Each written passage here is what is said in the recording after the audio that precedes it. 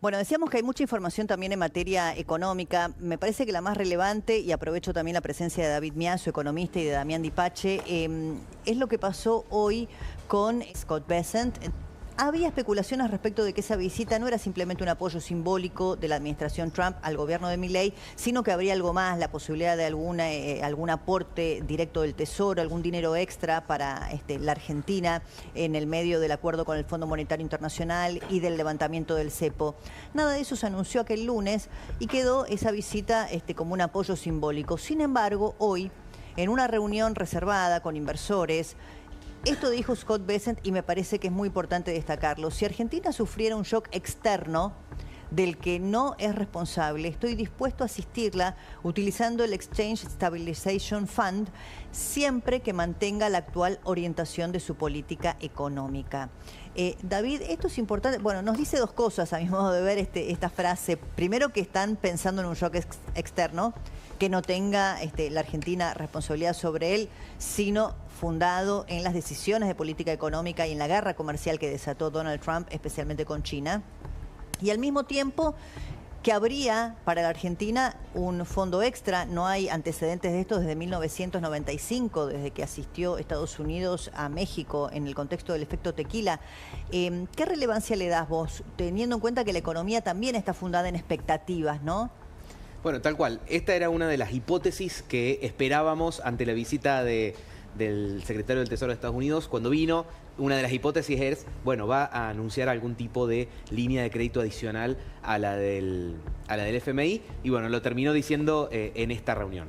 Y lo que estás diciendo vos, un respaldo más allá de lo simbólico, que tampoco es algo concreto, estaría dispuesto a, pero que es una gran señal, ¿no? Una gran señal que se suma al gran apoyo que tuvo Estados Unidos en las negociaciones con el FMI, que permitieron generar este aporte de liquidez, este desembolso de liquidez tan rápido, que fue por encima de lo que se esperaba y por encima de las reglas tradicionales del Fondo Monetario. Así que muy positivo, supera en la propia visita que se hizo y le da una señal adicional a los mercados para el próximo gran desafío del gobierno, el próximo hito que está buscando, que es reducir de manera significativa el riesgo país para que la deuda se haga refinanciable, claro, ¿no? El famoso rollover. Así que creo que una señal importante ahí. Al mercado de capitales. Después tenemos una declaración también de Pablo Quiero, el secretario de Finanzas, en un minutito la compartimos, que precisamente habla de esto, ¿no? De la necesidad de volver al mercado de capitales para la Argentina.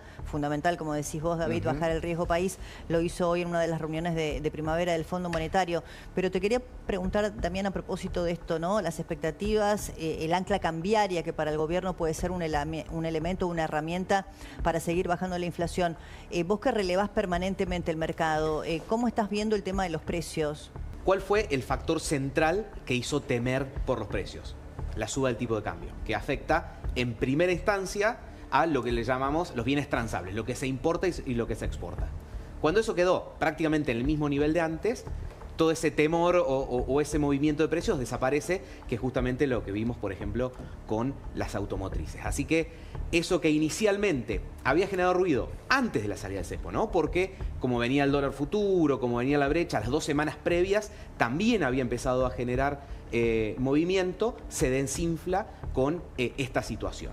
Y a eso se le suma un acierto de que el gobierno haya esperado para salir del cepo, porque muchos dicen, yo pensaba también, era mejor salir antes, en diciembre, obviamente todavía faltaba lo del FMI, etcétera, pero haberlo retrasado también se hizo en un contexto donde las expectativas de inflación ya estaban mucho más desinfladas, ¿no? Entonces, eso para la inercia inflacionaria, para la memoria inflacionaria de todos los actores económicos es importante.